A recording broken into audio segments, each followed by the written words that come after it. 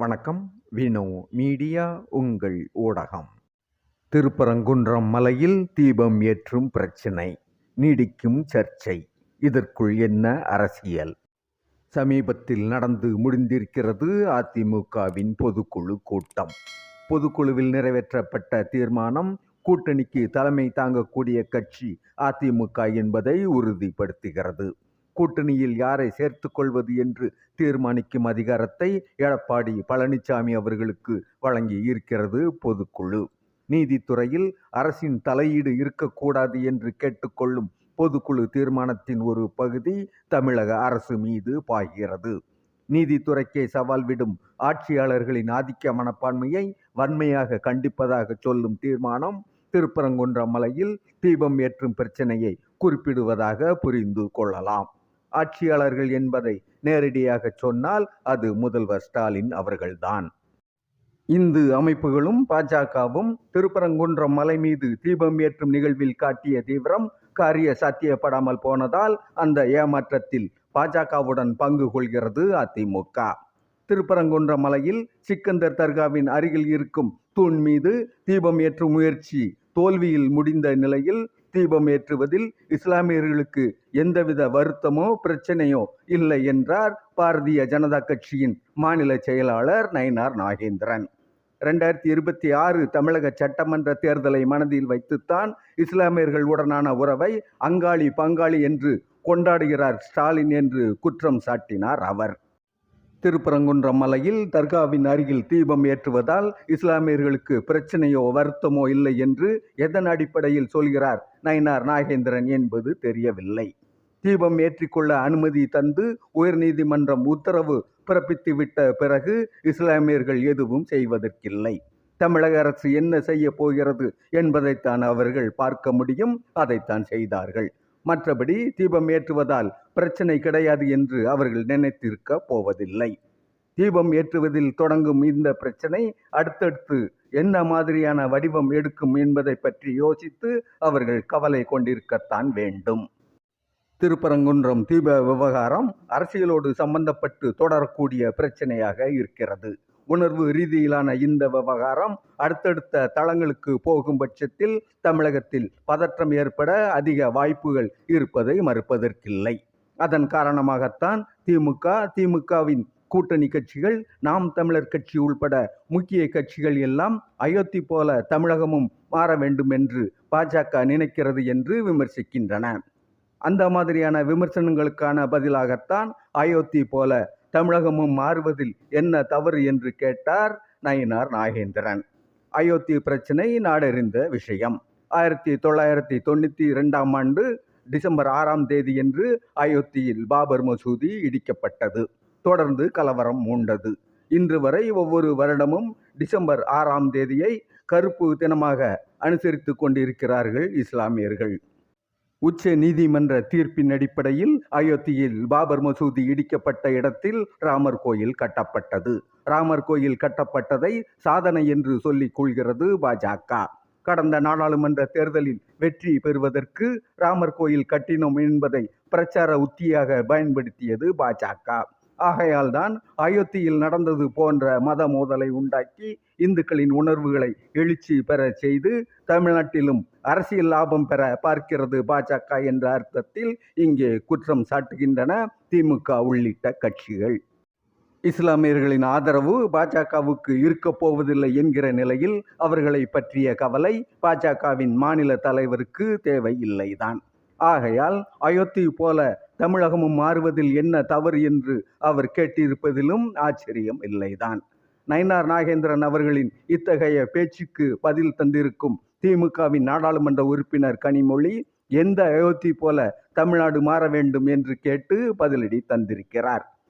கடந்த நாடாளுமன்ற தேர்தலில் ராமர் கோயில் கட்டப்பட்ட பைசாபாத் தொகுதியில் பாஜக தோற்று போனது.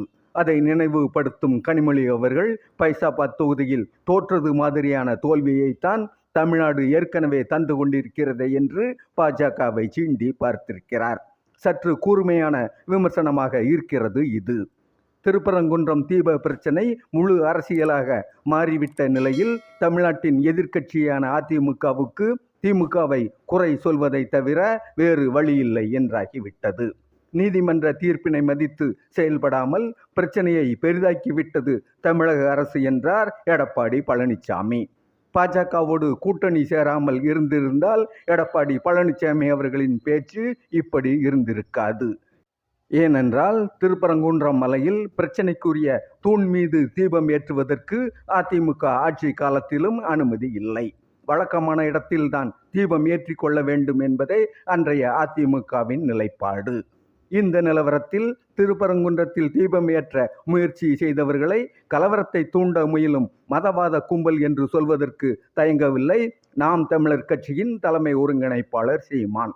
ராம ஜென்ம பூமியை வழிபடத்தான் போகிறோம் என்று சொன்ன கும்பல் என்ன செய்தது என்பதை நாடு அறியும் என்று அயோத்தியில் பாபர் மசூதி இடிக்கப்பட்டதை நினைவுபடுத்துகிறார் சீமான். மதுரை மண்ணையும் இன்னொரு அயோத்தியாக மாற்றும் சூழ்ச்சிக்கு நீதித்துறையை துணை நிற்பது வெட்கக்கேடானதாகும் என்று தனது அறிக்கையில் ஆவேசப்படும் சீமான் நீதித்துறையையும் விட்டு வைக்கவில்லை.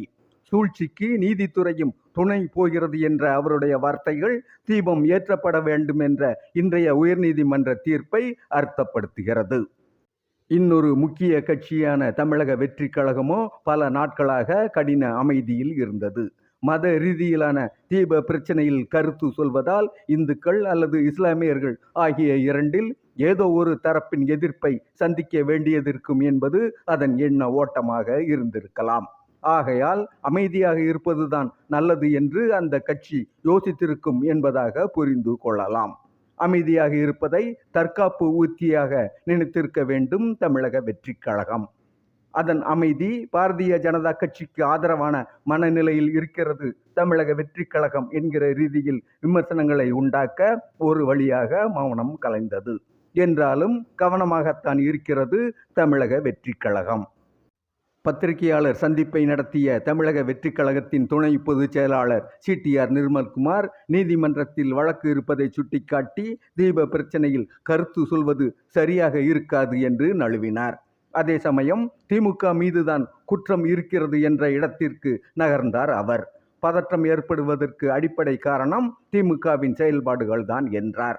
ஆக தமிழக வெற்றி கழகம் தற்காப்பு உத்தியை கடைபிடிக்கும் அதே நேரத்தில் திமுக மீது குற்றம் சொல்வதையும் திறமையாக செய்திருக்கிறது.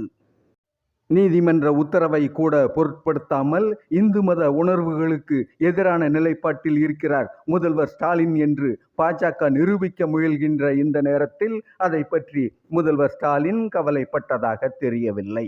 மகளிர் உரிமை தொகை விரிவாக்கம் போன்ற திட்டங்களை மக்களிடம் கொண்டு சென்று தேர்தல் பிரச்சாரம் செய்ய போய்விட்டார் அவர்.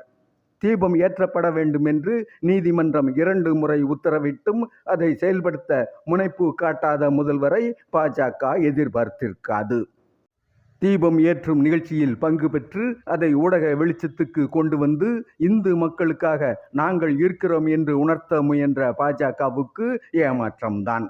அன்றைய தினம் நயினார் நாகேந்திரன், H. ராஜா உள்ளிட்ட பலரும் கைது செய்யப்பட்டு நிலைமையை அரசுக்கு சாதகமாக கையாண்டு விட்டது காவல்துறை.